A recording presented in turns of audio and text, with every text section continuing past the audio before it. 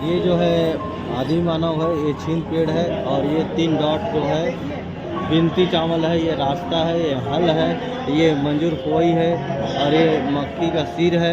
ये 3 डॉट जो है ये बिनती चावल अपन करते हैं ना, पीढ़ा विचारते हैं उस वाले है। और ये चैन संकरी है, ये कंप्लीट पैटर्न। ये दूल्हा देव है, 3 डॉट है, ये पानी है, नदी